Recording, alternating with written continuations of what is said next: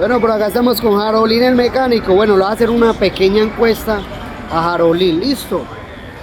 Si yo le doy a usted 50 millones de pesos y tiene tres opciones. La primera es comprar una moto. La segunda, montar un negocio.